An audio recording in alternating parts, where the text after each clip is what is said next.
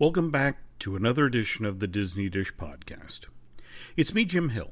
This is our show for the week of May 27th, which means in just a few days' time, Star Wars Galaxy's Edge will be opening at Disneyland Park. My partner in crime on this podcast, Mr. Len Testa, will be braving the crowds at Black Spire Outpost. He'll be back with a full report on what there is to do at Batuu in a week or so. But until then, I'm flying solo here. And given how poorly Solo, a Star Wars story, did at the domestic box office this time last year, I don't imagine I'm making any friends at Lucasfilm by bringing up that Ron Howard movie right now. So let's talk about another movie instead.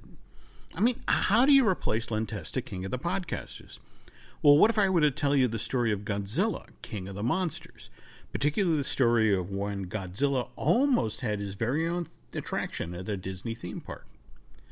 This will be a very special edition of Disney Dish Podcast, folks. It'll include an interview that I did back in June of 2016 with former Imagineer Terri Hardin, who actually sculpted the head and claw for the ginormous Godzilla AA figure that was supposed to be featured in this proposed theme park attraction. But before we get to my interview with Terri, let's do a quick shout out to this podcast's newest subscribers, who are Logan7, Trav, and Karen J. Not to mention longtime subscribers to the show, Ethan K., Andrea G., and Russell D. Here's a little known fact. Logan7, Trav, and Karen J. are experts at tunneling, while Ethan K., Andrea G., and Russell D. are good in tight spaces.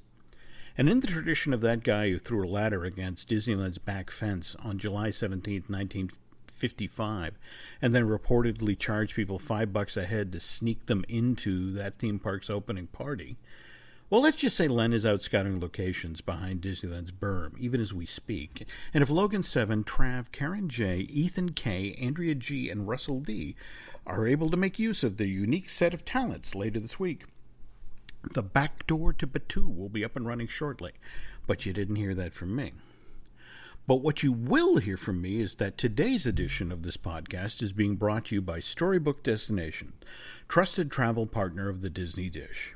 For a worry-free travel experience every time, book online at StorybookDestinations.com. And if you'd like to start off your summer with some Disney-related fun that doesn't necessarily involve traveling to Orlando and Anaheim, may I suggest that the Disney Cruise Line cruise that Storybook Destination has set up for June 19th to the 23rd with Scott Sanders of the DisneyCruiseLineBlog.com. It's a 4-night Bahamian cruise on the Disney Dream with a double dip at Castaway Cay, which sounds terrific to me. What's also supposed to be terrific is Godzilla, King of the Monsters. This Warner Brothers film opens in theaters this coming Friday, and according to the early reviews, this Michael Dougherty movie is finally the Godzilla film that all of us stateside Godzilla fans have been waiting for, especially those of us who live up here in New England, because Godzilla's big throwdown with King Ghidorah happens in Boston.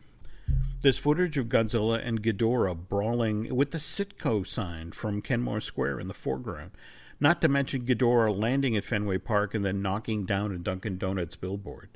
Sox fans especially love the idea that Godzilla, King of the Monsters features a scene set at Fenway, because the mascot for the Red Sox is, of course, the Big Green Monster.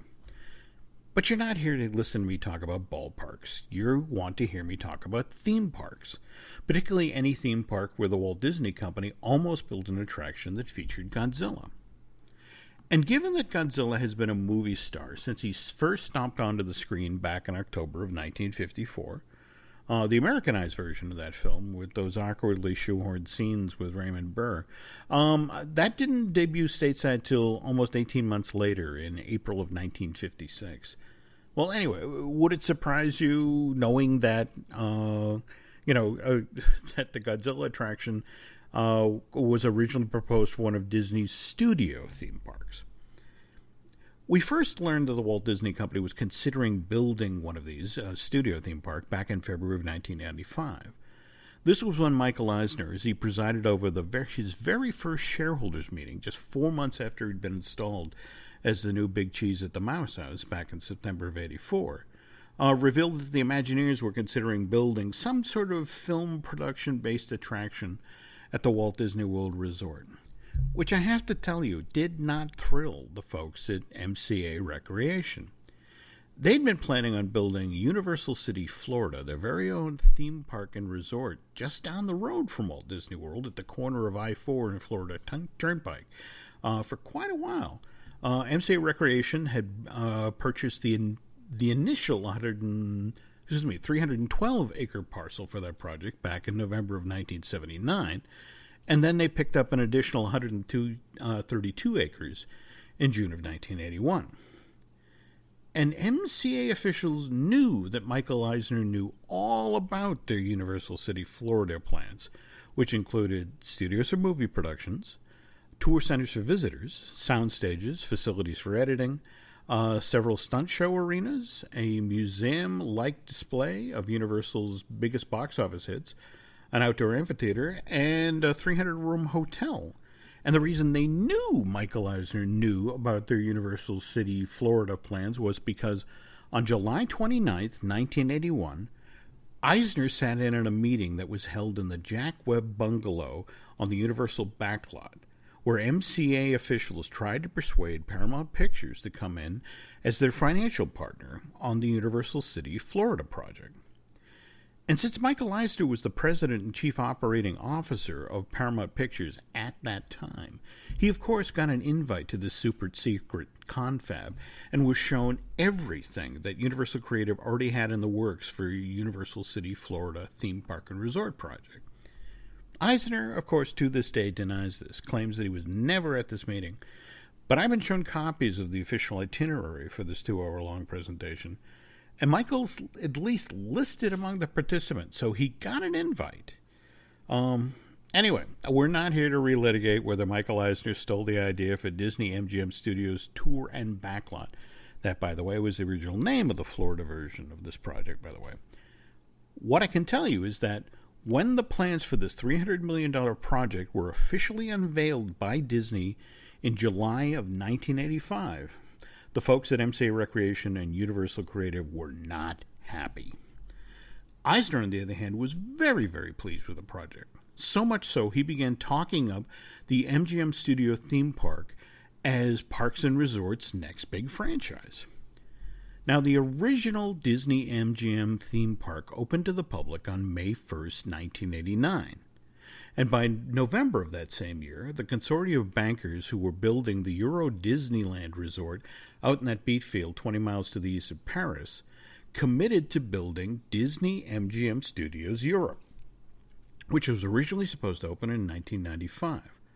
But then, due to all the financial hardship that Euro Disneyland suffered after its April 1992 opening, the opening of Disney-MGM Studios Europe got pushed back first to 1996 and then got postponed indefinitely.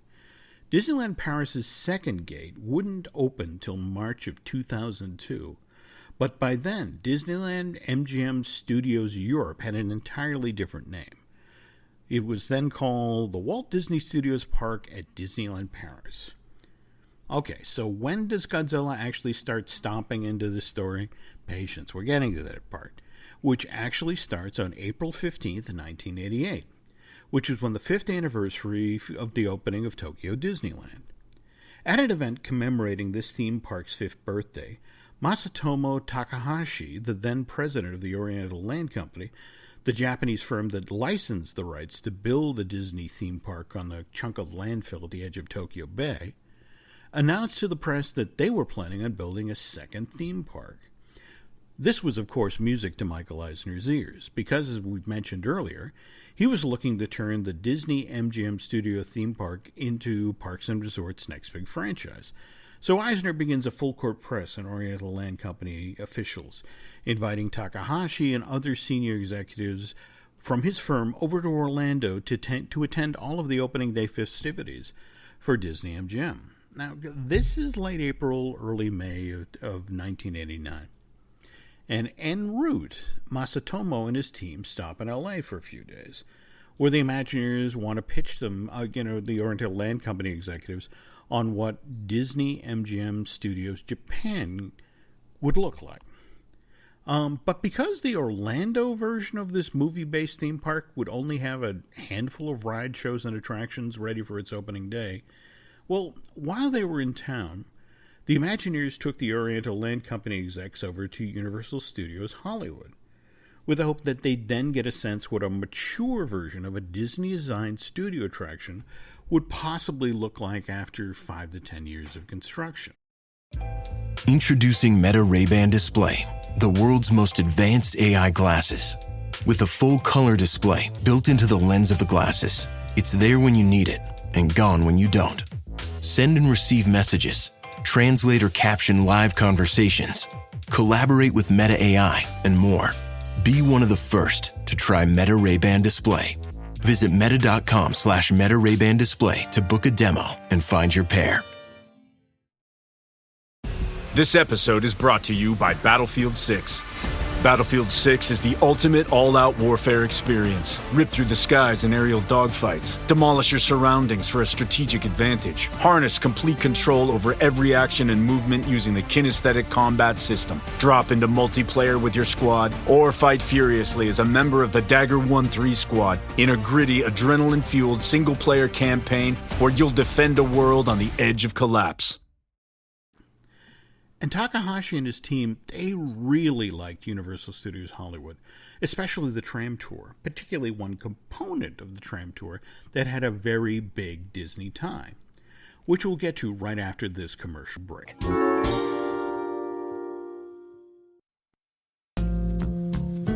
And we're back.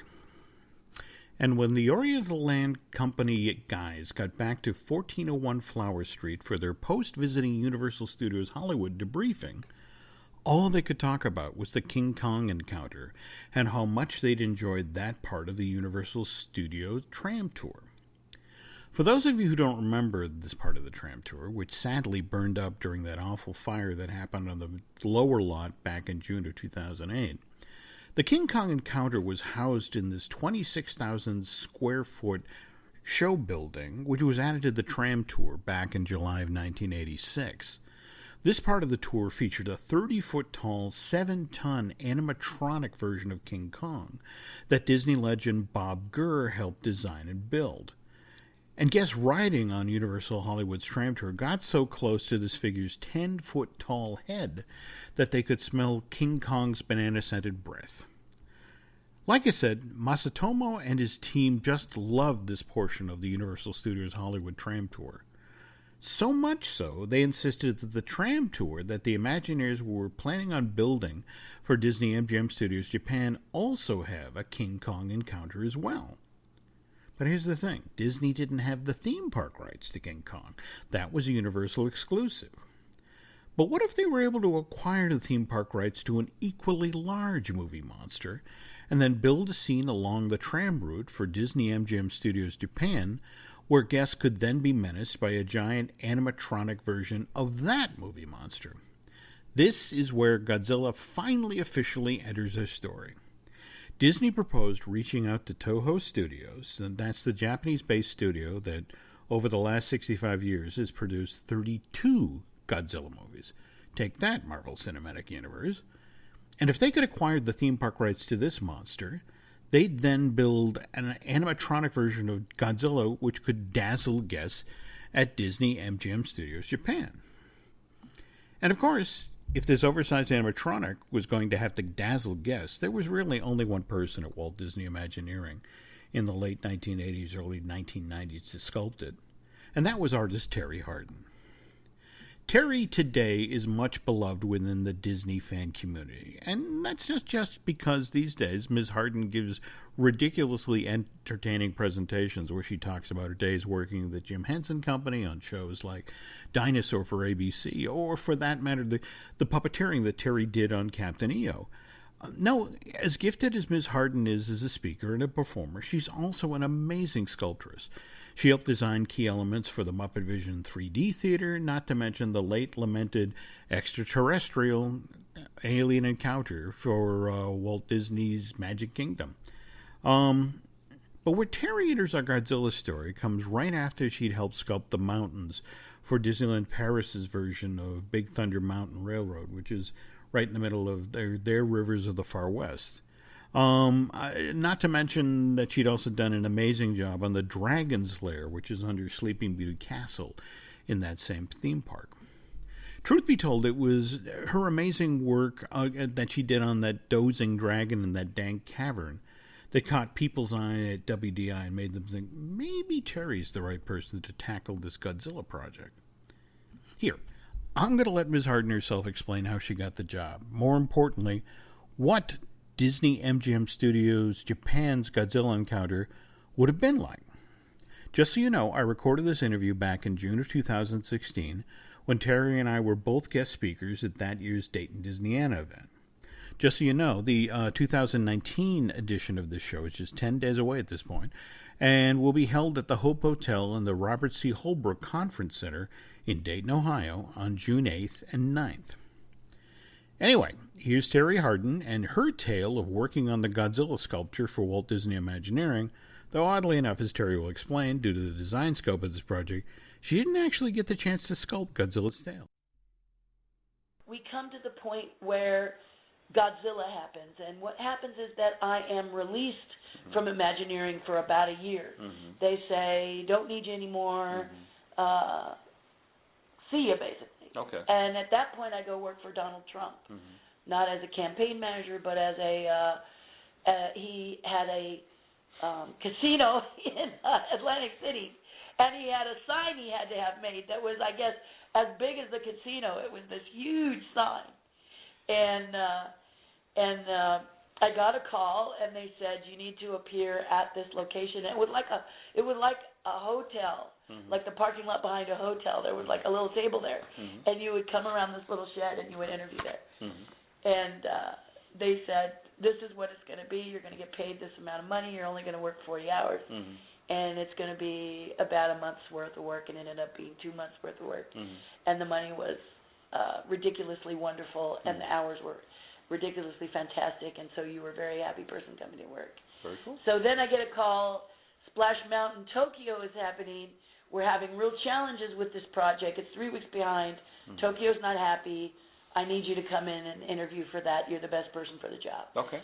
So I interview for that, and I work on that, and while working on that, I meet a wonderful man named Don Carson, who is responsible for the sketches for Toontown, Anaheim.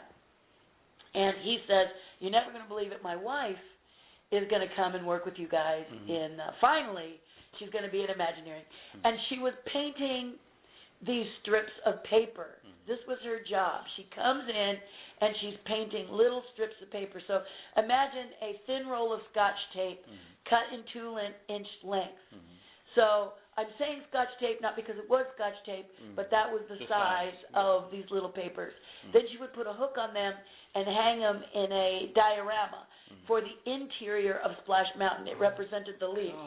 So she would paint lime green, forest green, and hunter green. Lime green, forest green, hunter green. Hundreds of thousands of these ridiculous strips of paper. And I walk over and say to her, is this what you thought your job was going to be? Is this your job? She said, no. So I said, well, artists have to help artists. And just then I got the call that I was going to be moved to the sculpture unit. I had been vying for the sculpture department for quite some time, and finally the word came down that I was going to move there. And I was actually given Blaine Gibson's cubicle. Oh, wow. So now I'm working in my hero's cubicle. And for the first 4 days, I didn't have anything to do but sit in the cubicle. And they said, well, he's got books of his process, if you're interested. If you're not, so yeah. So I poured over those pages for those. To have that opportunity was beyond. This is the thing that's nice about Imagineering. I was like, oh my God, my heart's beating like a rabbit. I'm so excited.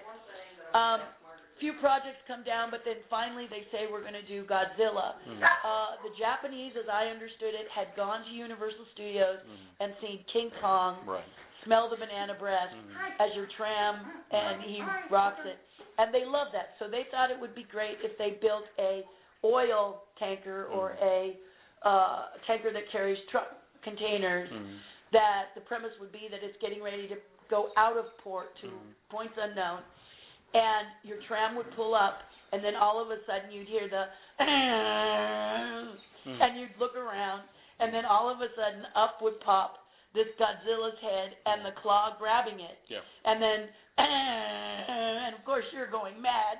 And he starts to open his mouth and his coils start to glow as he pushes down on the ship and your tram slides closer and closer and closer to Godzilla. So at Imagineering we build models of this, and I was given the wonderful job to build that Godzilla model. So the claw and the head of Godzilla. Holy cow. Now, how did you do the research? Now, I love Godzilla. Okay. Love Godzilla. Ever since I was a tiny little kid, I love Godzilla. And my favorite one is Son of Godzilla, which a lot of people don't like, but I adore that one because he blows smoke rings and then Dad steps on his tail and he learns how to breathe fire. And I just love that sequence. Okay. So there's different Godzillas. No, absolutely. And I love the kitty cat Godzilla from Gojira, which was the original film that then they called it Godzilla. Yeah. I don't need to tell Godzilla fans that. They know this. But my point is, I love that face, but that was not the face that a lot of other people like. So there was a Billiken, which is a well-known model company in Tokyo, heartthrob of mine, and they did one I absolutely adored. So Disney gave me petty cash to do the research, however research I wanted. Back then there was no internet where you could pull photos down and stuff. So I went down to Little Tokyo and bought a Billiken model of my favorite Godzilla, and then later Disney said, we're not going to do nothing with it, why don't you keep it? So I still have it. That's my favorite one. Wow, okay.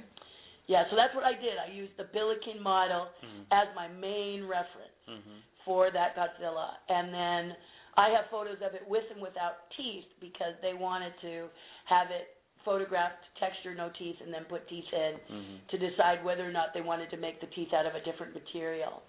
Now, just to be clear here, the setup for the ride, I love the conceit of the container ship and the claw and the head and the coils, but did your tram vehicle roll onto the ship? Was that the idea? Okay. They drive onto it and the lights kind of come up. Yeah. I guess it's unlike the trams, if you've ridden the trams in Los Angeles, and I don't know about Orlando, but the King Kong, which I was part of that too. So talk about coming full circle. I had helped build that King Kong. The Bob Gurr one? Bob Gurr repaired the one, I believe, that was restored, but maybe I'm wrong. But the Bob Gurr one, I was in there doing fur and fabric while he was in there for the one in Universal. Wow. Yeah. Okay. So here we are, ships passing in the night, and that's what happens to artists. But the idea was to pull up and go, wait a minute, where are we? And the lights come up and they're on a tanker. Yep. And then they slide. That was the thing that was really going to be cool, was that they were no longer going to drive towards Godzilla. Who in their right mind would do that? Yep. They were going to slide. And the actor, of course, driver, oh no, look, and point out all this stuff to those who might not have seen Godzilla. Look, glowing coals. What do we do? You know. I don't know how they ever got out of that situation, but to be given Godzilla was like, I mean, I remember going home and telling my husband, woo, you're not even going to believe the thing that I got this time. And to bring it full circle for your listeners, I asked to pick the person who could paint it. I could have painted it myself, know that little secret, but I wanted this young lady to have Don Carson's wife, to have the opportunity to paint it. Do you remember what her first name was? Can't remember, and she's going to bop me because it was probably something like Dawn, D-A-W-N. Okay, all right. Dawn and Dawn. But she was just a lovely, lovely lady, and I wanted her to get more out of Imagineering. And once she painted that, it got the eyes of many, and then they asked her if she painted anything else, and she opened up her portfolio, which I had already seen, that had these beautiful animal illustrations, and she was flown down to Florida to help design Animal Kingdom. Isn't that great? So that was, and she said, thank you very much. So karma points, yes, but artists should always help other artists. Very cool. All right, let's talk, now when you made the head, you made the model, it was a 1 inch to 1 foot scale. What was the? Did you get a sense? I think it was something crazy like a 1/4 inch to the foot or something. So it was only about 9 inches the head. Okay. The claw was only about, and the claw was in proportion to that. Okay. So, but did they give you any sense when they were talking about the attraction, how big the head was going to scale up from your model? Yes, because what happens is I'm in the sculpture. If you want to look at the layout of Imagineering, Sculpture Studio is isolated in a corner, and then the model shop is over on the other side. Okay. So the model shop people invited me to see the scale model of it once the head was painted and sent over the model shop. And you could see how huge. In other words, you could have driven the tram into the throat of the Godzilla. He was that big. So you're talking, what, like a 40 or 50 foot he was tall? Huge. Dear Lord. Yeah, it was incredible. And when you saw the model, the modelers at Imagineering are, creme de la creme. Yeah. Everyone at Imagineering is. That they had actually done the epoxy resin, the two-part, to make the water around the water around the pylons and around the ship and around Godzilla. It looked phosphorus. Okay. So you're blown away by it, and then that model is then sent over. Now, but again, just to be clear here, you designed the claw and the head. There was a portion of the body as the ship tilted that you were able to see. I mean, literally, this is a creature that's only supposedly risen up out of the water. But again, this is stagecraft. So, body and chest were done by someone else. Okay. Yeah. Okay. For the model purposes, because it wasn't moving, we just did head out of the water and claw out of the water. Got it. And the ship tilted so that they would get the idea that the pulling was coming down, and then you'd see skid marks. So to illustrate that the tram was sliding. That is so clever. Can you remember the year this was? When let me think. Probably around 92. Okay. Somewhere in there. Yeah, I'd say that somewhere makes sense. in the 92. That's definitely in the window that they were talking about the studio. And more to the point, that they did talk about doing a tram tour as part of the Tokyo Disney-MGM. Okay. But again, you're an Imagineer. You work on things, they are wonderful, and then suddenly they're not being made. So did you, you did your job, you handed it off. How far down the line did you hear that they weren't going to do it? I think I had left Imagineering when I heard that. They kept saying, we're postponing, still on the books, but we're postponing. And I wanted to go and write it. I wanted to kind of put together both my Splash and my Splash Mountain ride, which I had done main drop, and the Tokyo Second Gate, so I could ride Godzilla as well, kind of together. But it kept going, and then the next thing you know is they said, we've decided that it's not. This is the thing. They tell you one thing, and then you wonder what the truth is. Yeah. But they said there wasn't enough interest, and I really find that hard to believe. Since in Japan there's a statue erected to Godzilla. No, that's exactly. What the hell? They just opened that hotel with a Godzilla head on the roof. You can get the penthouse with Godzilla looking in at you. In 2007, when I sold my Star Wars collection, we had made enough money to go first class through Tokyo for a month. Yeah. And when I was there, they had a ceremony, a passing of the baton, if you will. Yeah. From the man who had played Godzilla all these years, the old man, to the new super performer of Godzilla, and we witnessed it. So I knew that was a press release statement to me, not the reality of why Tokyo Second Gate didn't happen with Godzilla. Okay. You want to know why Disney-MGM Studios Japan didn't actually go forward? Here's the official explanation from the history page at the Oriental Land Company webpage. It says, initially under consideration was a theme park similar to the Disney-MGM Studios. Although things seemed to be progressing smoothly under this plan, the concept came under reconsideration in 1991. After further consideration, a new theme based on the ideas of the Seven Seas was born in 1992. This became the basis of what we know today as Tokyo Disney Sea Park. In developing a second theme park, we were searching for a plan that would create a new market by providing a completely different experience from Tokyo Disneyland, one that was better suited to the Japanese people, making them want to return to the park again and again.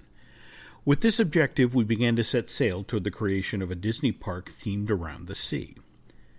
Now, what I've been told by the Imagineers, who had to deal with this sort of change in direction, was that Oriental Land Company executives were very resistant to the idea that Disney-MGM Studios Japan would take theme park guests behind the scenes to show them how their favorite films and TV shows were actually produced.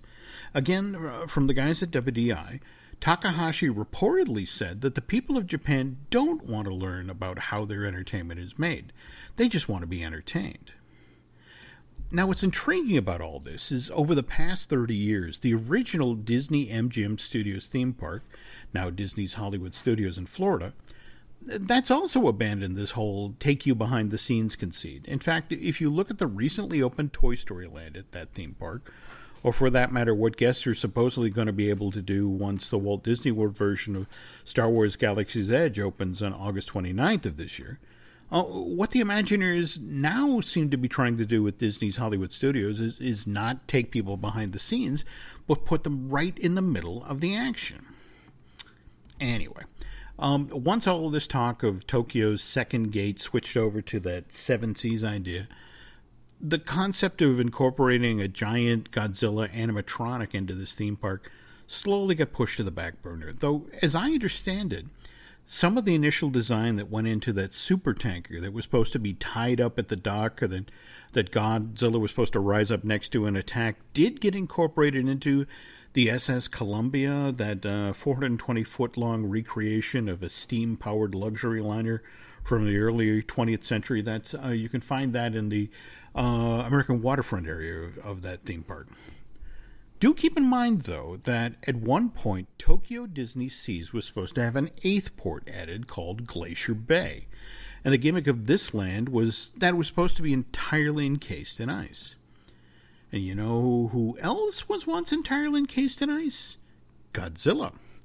That's what happened at the very end of the second Godzilla film that Toho produced, Godzilla Raids Again, which was released to theaters in April of 1955.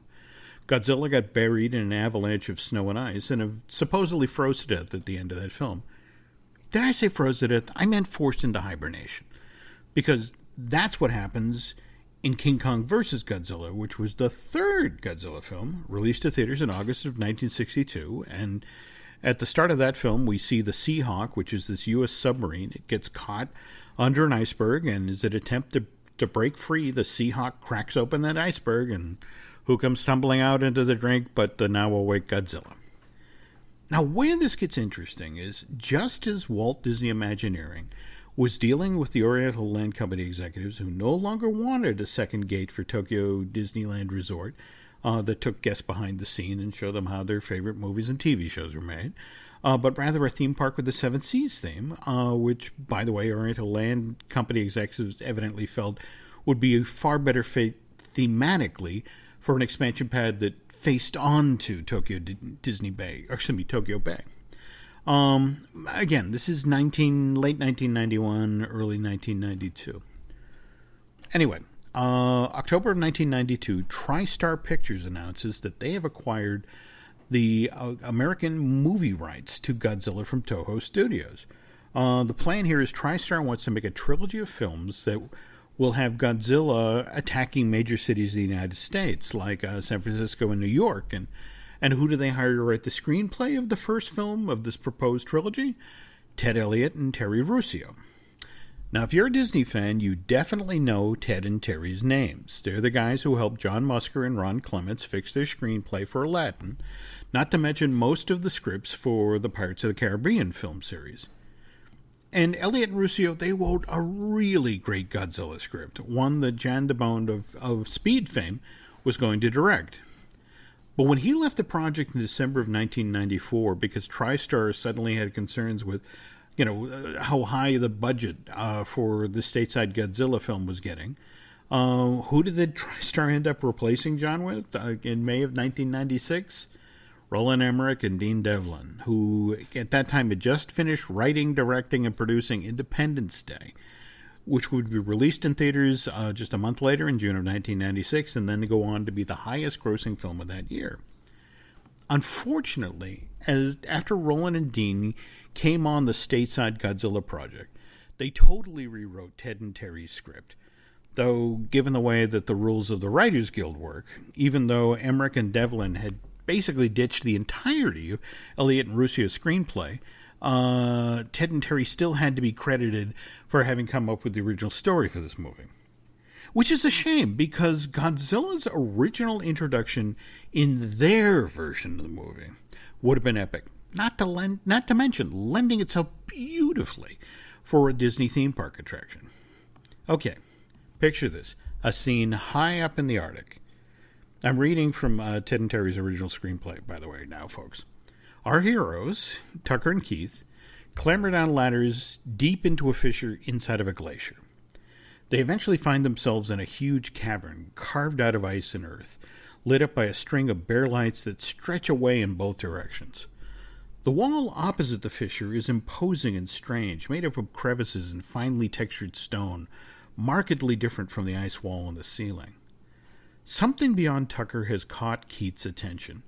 Apparently, it's a smaller cavern. Inside are weirdly regular rows of stalagmite and stalactites.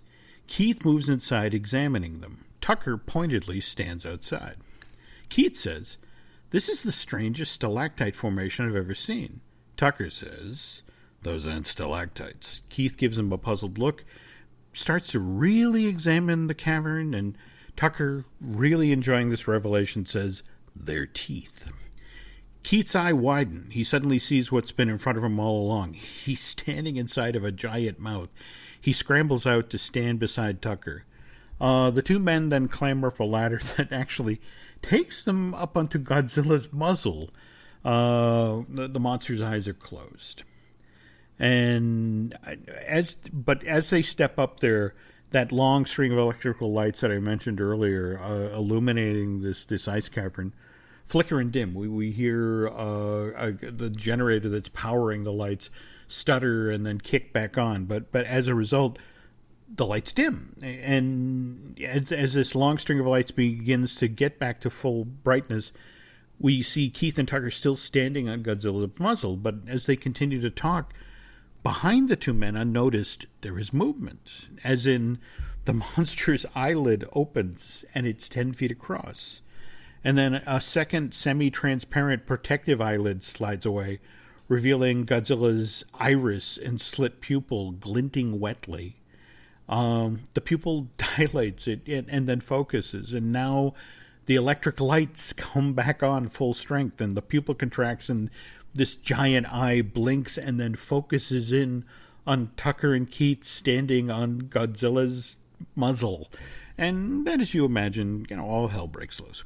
Anyway, as I understand it, Ted and Terry deliberately slipped a copy of their version of the Stateside Godzilla screenplay to Walt Disney Imagineering, which is what then led WDI to explore the idea of an attraction within the Glacier Bay area at Tokyo Disney Seas, where you'd have seen modern-day scientists who had discovered Godzilla, buried down deep in the ice, frozen.